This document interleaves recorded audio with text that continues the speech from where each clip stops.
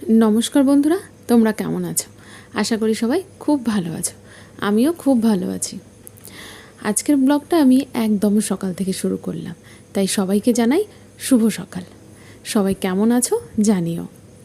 প্রত্যেক দিন ভাবি আমার যে রোজগার ডিউটি, মানে আমি যে হাউসওয়াইফ, আমি সবাইকে বলি আমি হাউসওয়াইফ, কিন্তু একটা হাউসওয়াইফ হিসাবে যে কতটা কাজ থাকে সেটাই ভাবি তোমাদের সঙ্গে শেয়ার করব। তো আজকে শুধু একটা পার্ট শেয়ার করলাম, মানে একদম শুধু সকালবেলার কাজটা। তারপরে দুপুরের, বিকেলের, রাতের সব আছে, সেগুলো আস্তে আস্তে শেয়ার করব। যাই হোক, আমার সকালের কি কাজ থাকে সেটাই একটা পার্ট বললাম, যে আজকে শুধু সকালের পার্টটাই তোমাদের সঙ্গে শেয়ার করছি। চলো দেখো, সকালবেলা ঘুম থেকে উঠেই একদম ব্রাশ করে আমাকে সোজা যেতে হয় কিচেনে। কিচেন থেকেই আমার সকালটা শুরু হয়। বিয়ের পর থেকে যখন বরের হাত ধরে কোয়ার্টারে এসেছি, তখন ভাবে ওই একই ডিউটি চলে আসছে, এখনও পর্যন্ত ওই একই ডিউটি চলছে। আর এনাকে দেখো, এনার ডাকে বা বলতে পারো এনার আওয়াজেই কিন্তু আমার ঘুম ভাঙে। রোজ সকালবেলা উঠেই দেখি জানলায়, মানে আমার যে নেটের জানলাটা আছে রান্নাঘরে, এই জানলার মধ্যেই ও ঠোকরাতে থাকবে। মানে ওকে খাবার দিতে হবে, যতক্ষণ না ওকে খাওয়া দেওয়া হবে ততক্ষণ কিন্তু ও ওই রকমভাবেই ঠোকরাতে থাকবে। আর তোমাদের দাদাভাই ওর জন্য না চাল কিনে এনেছে। ও চালই খায়, জানো তো, অন্য কোনো খাবার দিলে আবার খাবে না। ভাত বা রুটি বা ব্রেড দাও, ওসব আবার ওর পছন্দ নয়, ও চালই খাবে। তাই ওর জন্য অনেকটা চাল কিনে এনেছে, ওটাই আমি একটু একটু করে ওকে রোজ দিই। যখন আমরা ছুটি যাই না, তখন ওর জন্য কিন্তু খুব মন খারাপ হয় যে ওকে কে খাবার দেবে।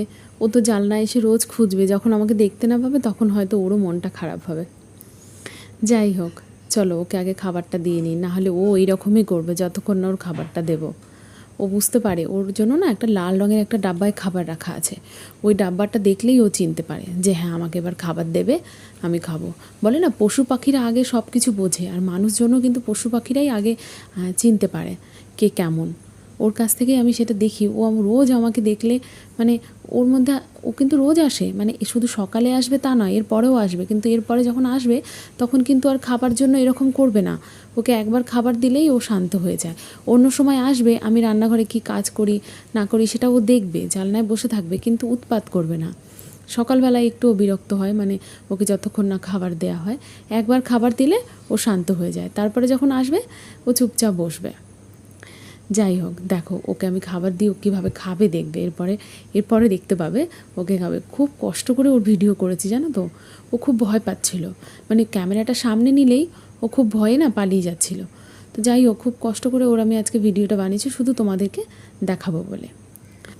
চলো, এনার সঙ্গে তো তোমাদের পরিচয় করালাম, এবার আমার কথা কিছু শেয়ার করি। আর এদিকে আমি কাজও করি। প্রথম যখন আমি কোয়ার্টারে এসেছিলাম, তো সেদিন না আমি খুব অবাক হয়েছিলাম যে এই ধরনের হয় আর্মি কোয়ার্টার, মানে এই ধরনের হয়, এখানে আমাকে থাকতে হবে। মানে একটা অন্যরকম জায়গা, শান্ত পরিবেশ, চারিদিকে গাছপালায় ভর্তি। এখন যেমন খুব ভালোবেসে ফেলেছি জায়গাগুলো বা পুরো জায়গাটাকে, তবে তখন না মানে খুব অবাক লাগতো, এরকমভাবে থাকতে হবে বাড়ির সবাইকে ছেড়ে, একা একা। তোমাদের দাদাভাই তো ডিউটিতে ব্যস্ত থাকতো।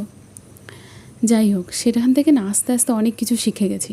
তখন তো কিছুই পারতাম না, রান্না করা, বাসন মাজা, কাপড় কাচা কিছুই জানতাম না। আস্তে আস্তে সব কিছু শিখে গেছি। এখন সবই পারি। আগে একজনের রান্না করতে ভয় পেতাম, এখন কিন্তু 100 জনের রান্না করতেও ভয় পাই না। কখনো করিনি, তবে করতে হলে ভয় পাবো না, মানে সেই সাহসটুকু অন্তত হয়ে গেছে। দেখো, তোমাদের সঙ্গে কথা বলতে বলতে আমার এদিকে কিছু বাসন ছিল, সেইগুলোও ধোয়া হয়ে গেল। ব্রেকফাস্টও বানানো হয়ে গেল, মানে মেয়ের ব্রেকফাস্টটা বানিয়েছি, ওর টিফিন প্যাক করলাম, তারপরে ওকে উঠিয়ে দিয়ে এসেছি, ও চান করছে।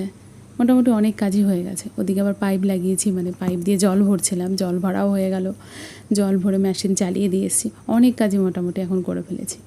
এবার আস্তে আস্তে রান্নাঘরের দিকের কাজগুলো করব। তারপরে এদিকে তোমাদের দাদাভাই উঠবে, দাদাভাইও ফ্রেশ হবে। দাদাভাই উঠে গেছে, এতক্ষণে উঠে গেছে। তো দাদাভাই প্রথমে মেয়েকে দিয়ে আসবে, এসে আবার ও রেডি হবে। অর্ধেকটা রেডি হয়ে যায়, ওকে দিয়ে আসে। ও যেহেতু স্কুল বাসে যায় না, ওকে দিয়ে আসতে হয়। ওকে স্কুলটা কাছেই, মোটামুটি বেশি দূর না, ওই জন্য দিয়ে আসতে হয়। তো দিয়ে আসে, তারপরে আবার এসে নিজে রেডি হবে।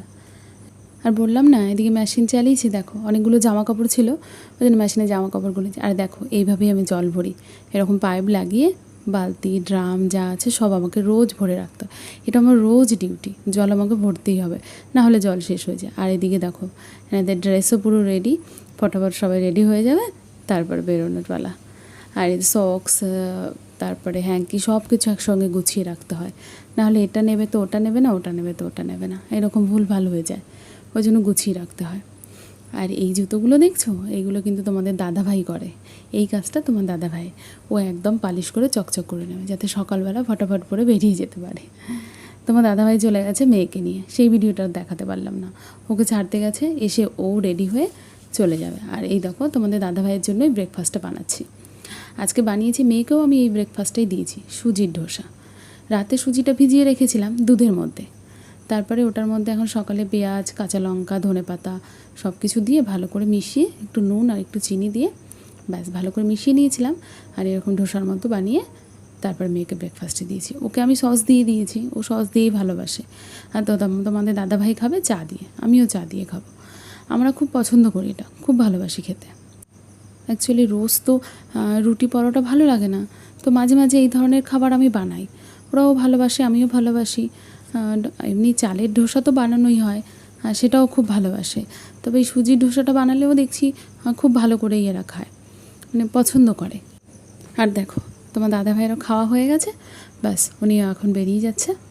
এরপরে আমার আরও কাজ দেখতে পাবে, ওনারা তো ওনাদের যার যার ডিউটিতে চলে গেল। ব্যাস এবার আমার ঘরের অবস্থা দেখো, একদিকে ব্রাশ, একদিকে চায়ের কাপ, একদিকে রুমাল নিতে ভুলে গেছে, ওদিকে বিস্কিটের ডাব্বা, এইভাবে পুরো ঘর ছড়ানো।